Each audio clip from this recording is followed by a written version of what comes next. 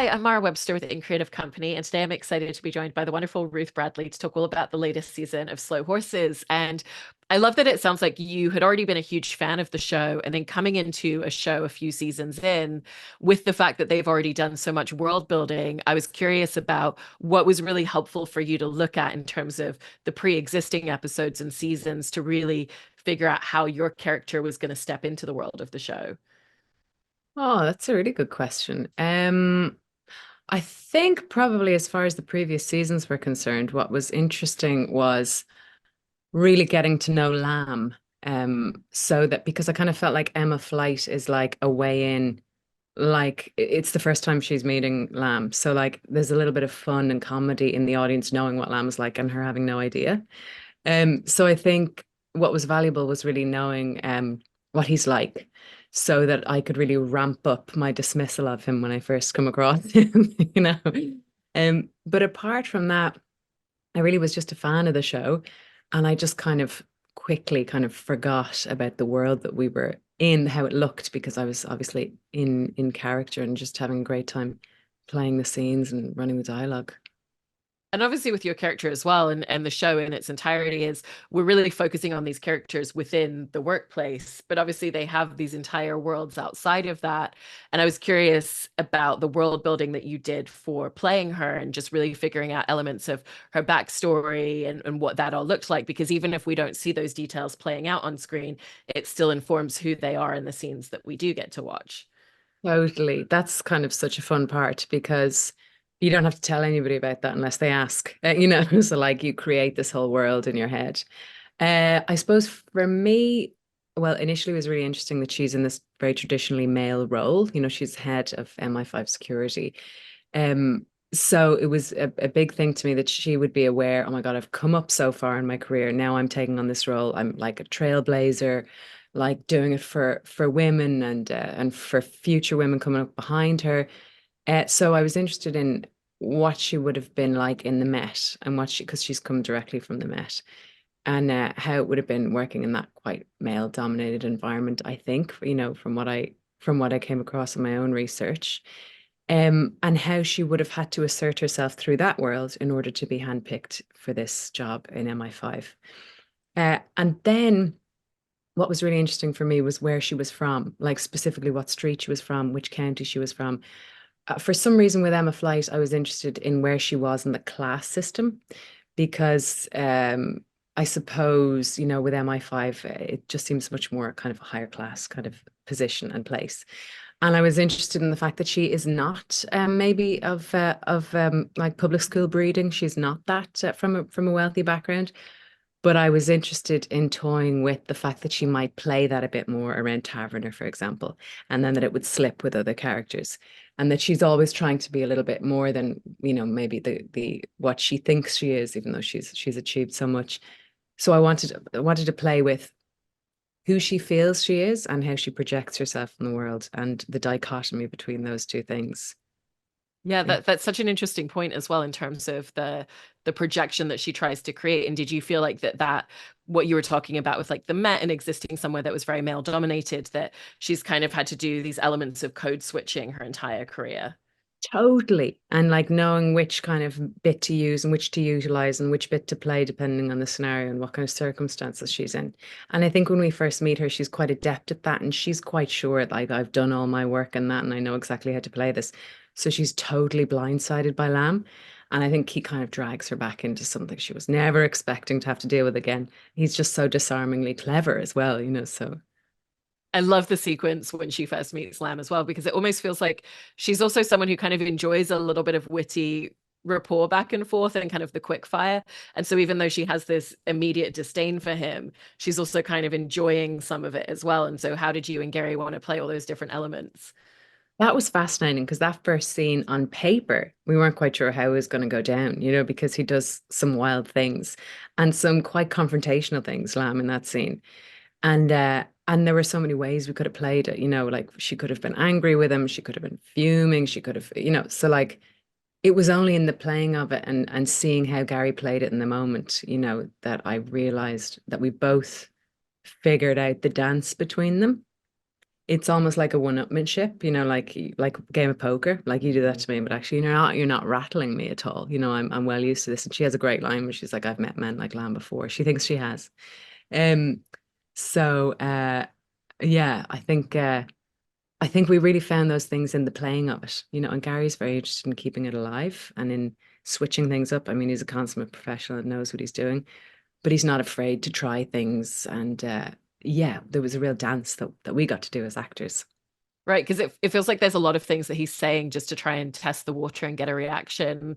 There's that moment where he's like, "Oh, if I actually said what I think about women like you, I could get myself in trouble." And he's not saying anything specific, but that also is saying something in of itself. And so, was it important to you that she didn't respond or kind of retaliate to things like that? Yeah, because I think what I was saying before about her coming up in the Met, she's well used to these kinds of things. She's very used to sexism. I'm sure she's come across misogyny a lot. So I think she's really clever in how she responds to things, and she knows when to, feign kind of humor, and that these things aren't bothering. Even when they do cut her deep, I think as it progresses, we see things cut her a little bit more. But initially, yeah, it was important to me that she be able to handle all of those things and not show that she's phased. Like that. Like you can come in here and be gross to me and say these really inappropriate things, but you're gross and inappropriate. That amazing line, Jill? It's like throwing it back at him all the time. I've heard you describe her as also being a little bit cocky to a degree as well, and I think there is some gratification in everything that she's accomplished. And so, how did you view that cockiness and how far you wanted to push that? Because you could have played that to different degrees as well. Yeah, I think that's so interesting. I felt that kind of jumped off the page, her cockiness. And it's obviously a trait that I think as people we don't like to lean into. It's not a very attractive trait, but I think it's kind of a trap. As an actor, if I go, oh, I don't want to play that because it's not a very attractive trait because it's real, right? I've been in moments in my life where I'm like, God, I got this. And then I realize I absolutely don't. And that's funny to witness, which is so great about the show. You really see human nature, I think, those little minute details. Uh, so yeah, throughout the season, I think throughout season 4, bit by bit, she does display that I suppose arrogance and cockiness with certain people thinking, I've got you pegged. I know exactly who you are and what you are. And she does underestimate people a little bit. It blindsides her, I think, her cockiness. She learns a brutally difficult lesson. But it's interesting to watch how that plays out because then there's also moments where it comes down, it kind of like she's able to let her guard drop a little bit more around people and you see a little bit more of kind of like the heart underneath it and, the vulnerability of like what you said. Sometimes I think I've got this, but then I realize I don't. And so for you, how did you kind of set about looking at where is her guard going to come down? Where are we going to see a little bit less of that at play? Um, I think as it progresses, because obviously that the whole season is set in one day. What a day for her! Like, do you know, like as she goes from the top to the bottom, and is just totally rattled by this band of slow horses. I think, um, automatically, when you're faced with this kind of pushback all the time, things, all your facade crumbles a bit, and your idea of who you are. I think her ego gets such a bashing that it's she's forced to let her true self come through, and she does kind of have a heart of gold. I think when she meets, I mean, not to give too much away, but when she meets characters in this season who are struggling with real human things, uh, she can't but kind of be led by helping them out. I think she does want to do the right thing essentially, which is why she's so at odds with everything in MI5, I think. There's also an element to her as well where there's details about part of why she left the Met was she was feeling really disparaged and disheartened by a lot of the things that she viewed as unethical, and she wanted to be somewhere that she felt would be more on the up and above board with how people were working. But within this one day, as you pointed out, she very quickly realizes that it's also not the case here. And so for you, what was kind of the moral compass that you wanted her to have, because I think it creates such a response in her when she sees that not being met. Mm.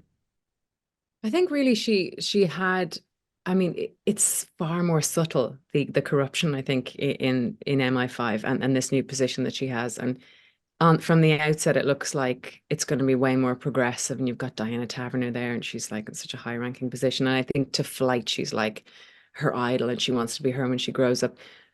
So it's a little bit more shattering for Flight than the Met, you know. So she's got like a personal disappointment, you know, like a deep sense of yeah, disappointment that kind of progresses throughout the season. So that was kind of easy to play because I guess I can relate to kind of having an idol and it falling apart. And she's come from this place, the Met, which would be more obviously, I mean, I think more obviously corrupt, you know, as we can see in the news and stuff. There's more talk about it, whereas MI5 is such a secret place and such a secret service. We know nothing about it. I think she has an idealized idea of what it's going to be like. Yeah, it's so fun to kind of watch her go through this experience of the idea that she has of what this job is going to be like, and for it to be shattered so quickly. And I was interested in how you kind of played that both as a disappointment, but also there's kind of a humor to it. Like there's a scene that she has with River where he's trying to talk to her and ask her questions, and she's like, "Just shut up! Like I don't even want to talk to any of you people right now." Yeah, totally. Well, I think that's the genius of the show, isn't it? It's like it's got all that stuff, like it's so sad and you know, there's some serious things and themes, but then it's mixed with real humor, which is so human, isn't it? Like I loved the fact that she starts off as just like super cool, like I know what I'm doing. And as it progresses, she just becomes a human in a terrible situation who's like, I'm grappling for who's telling the truth and what's happening and what is her job and who can she trust. And it's really easy to relate to these things because the script is so good. You know, that it's all there between the lines. Like, you know, I can relate to like not knowing what's going on and just getting frustrated. And then you come across as just, you know, a woman in a car telling a guy to shut up. You know, you're absolutely not in control of the situation at all. And she's like constantly being made fun of and patronized. And yeah, it's the worst day ever for poor old Emma Flight.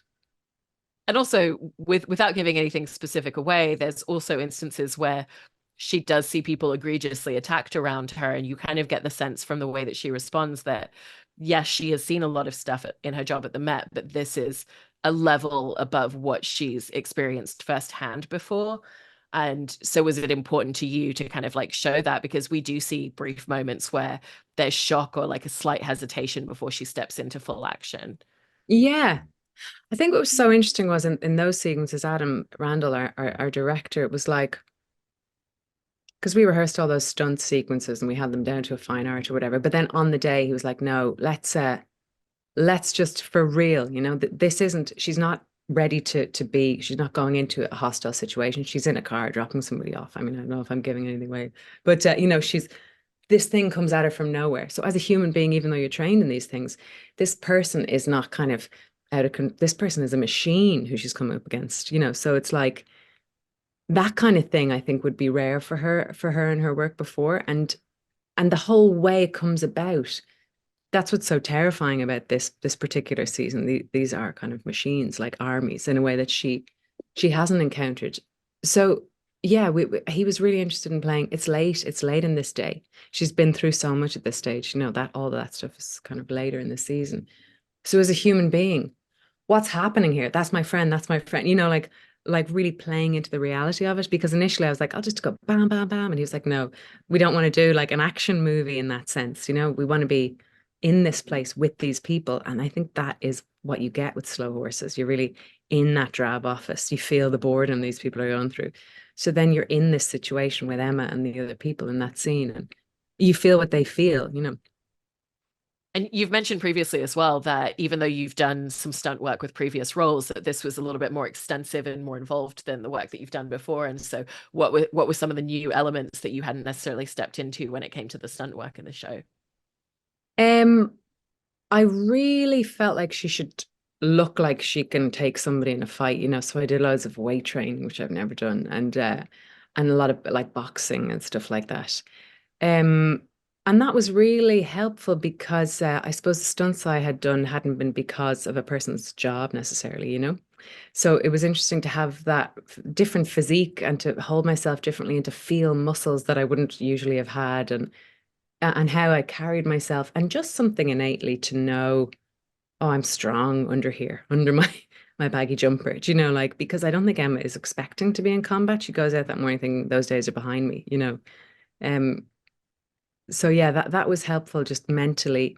And then I had a whole backstory that like, she doesn't really have much of a life and she lives in a new apartment and just goes downstairs and works out in her gym and doesn't have many friends, so like all of those things like work together in tandem with each other.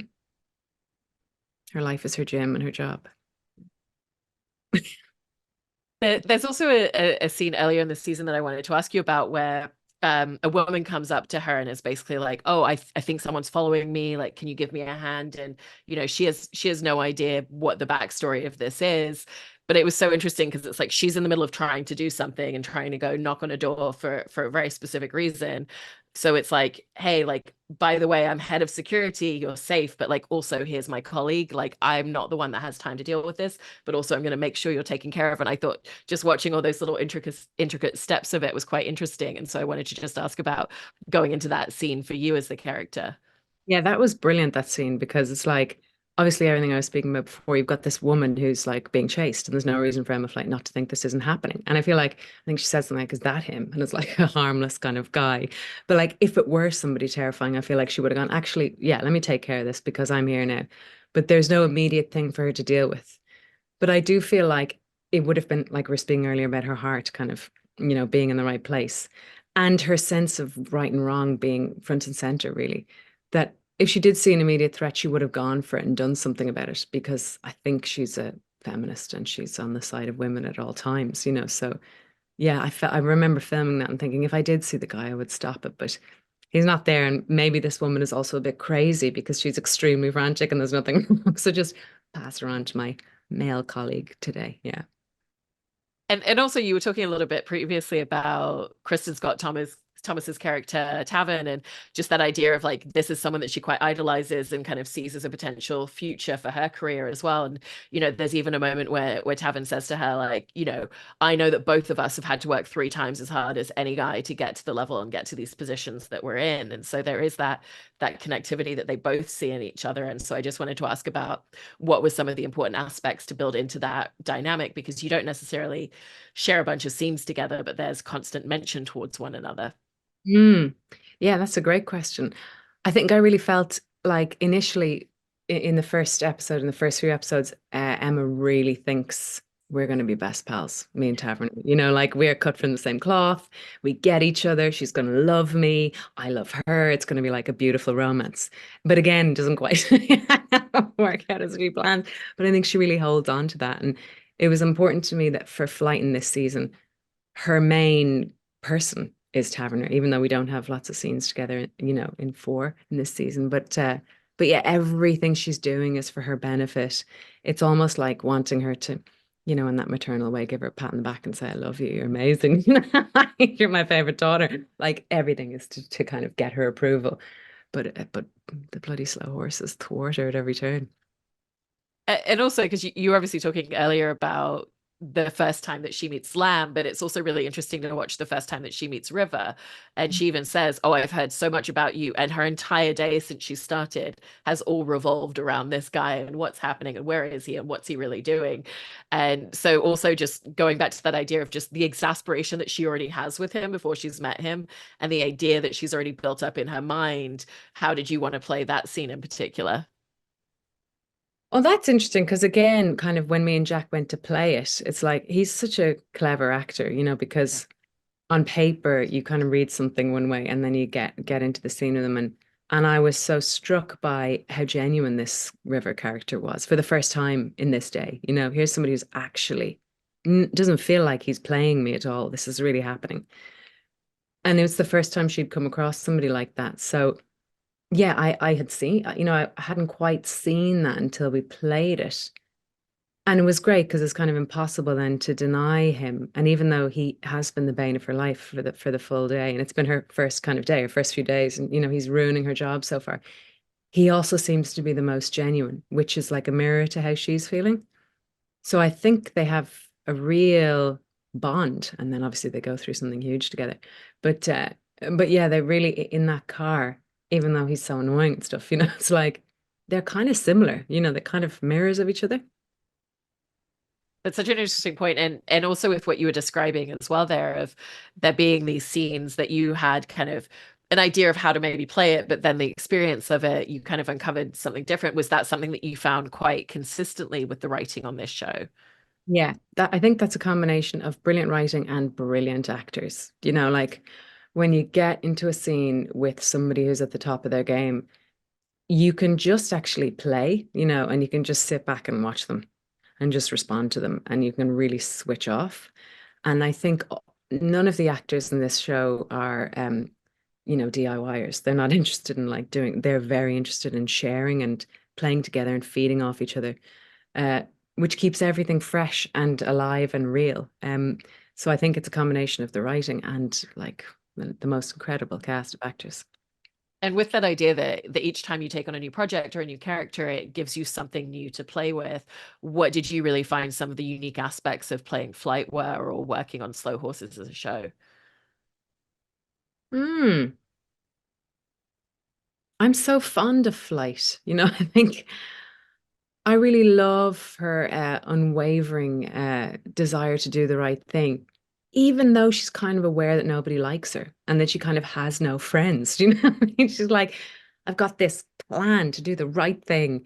Um, so I take that with me, and I don't even know where that came from. You know, it's never clear where that piece has come from. Like there's so much to draw from in this particular job. There are the books, the amazing books that McCarran wrote, which are like Bibles. And then there's Will's scripts, like Will Smith scripts. And then there's everything we play with on set. And then there's all the backstory that I do. And then you mix it all together. And I don't know where that element comes from. I've forgotten your initial question, Nick, because I'm rambling. What was your? It was just about the new aspects that you found in getting to play this character and work on this show. Oh, well, the new aspect, I suppose, was that I was surprised by how much I liked her. Because in the books, she's like an ice queen, and you know, and she's kind of she's just described a lot by other people and how she projects and what she's like. And I was really interested in finding out why people think that about her. You know, what it is she's giving off this vibe, but what's going on inside? Is it genuine, or is she covering something? Or so that was really brilliant, like having so many different layers to draw from.